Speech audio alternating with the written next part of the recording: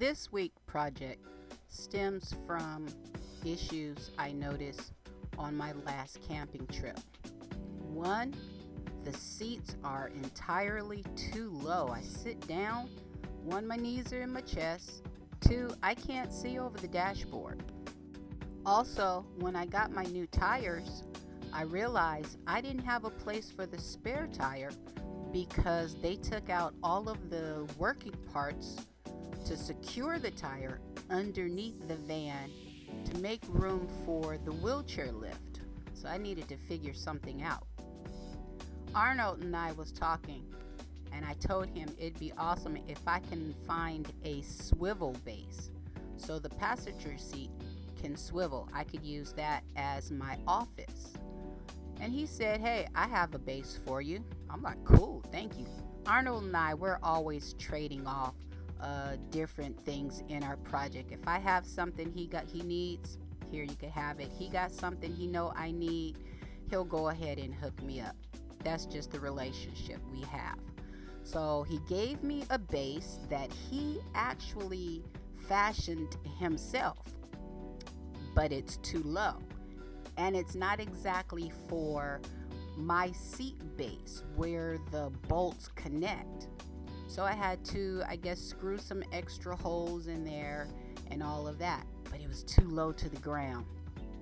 So as you'll see, I used some high-tech security glue and glued it down. Glued it to the base and hiked it up a little bit, and now it's perfect. And yes, I used glue instead of bolting it down because it's the passenger seat. If you take a good look, there's no seat belt there, so it really don't matter. No one is sitting there while I am driving. Now the driver's seat, that's another story. I had to find a company that can give me the rails that I'm looking for to bolt it down to the body of the van, which worked out perfectly. So screwed that to the body of the van, screw the base on top of the rails that have those screws that came with it, and it's beautiful. It's perfect. I can see over the dashboard now, and my drive is comfortable, and no, my knees are no longer in my chest.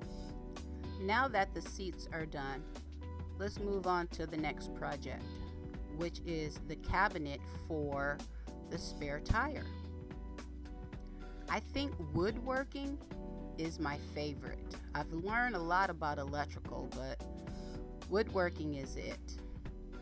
So I went to Habitat for Humanity and I found the perfect cabinet. I had to measure the tire first to make sure it was tall enough and wide enough, which it was, but I didn't take into account for the kickstand or the foot base or whatever it's called. So I had to add 2 inches to the side and 2 inches on top to accommodate and make sure that it fits. I'm liking the way that looks. Found some scrap wood in the backyard, should I say, and made the countertop out of that. And I don't like mismatched stuff, so I had to paint it and do the countertop the same as the other counter so it could match. I had to think about how am I going to get the tire out. So I end up making a side door so you can easily roll the tire out if need be. I also drilled a hole so I can run some electrical down there and make that is that a 24 volt socket, I think, or is it a 12 volt socket? I'm not sure, but nonetheless, I needed to add some power to it just in case I need to run the air compressor.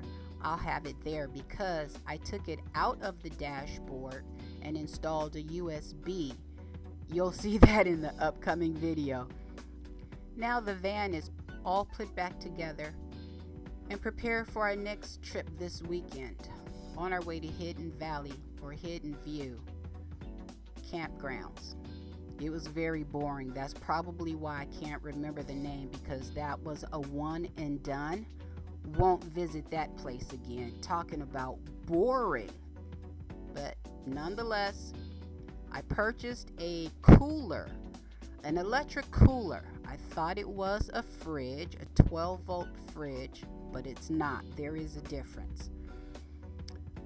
It worked out well. It was better than using the ice chest, but it sucked the house battery dry.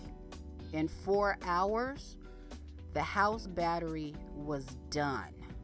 So that was next week's project. I'm like, okay, what am I going to do so I can have some cold beverages while I'm on my trip?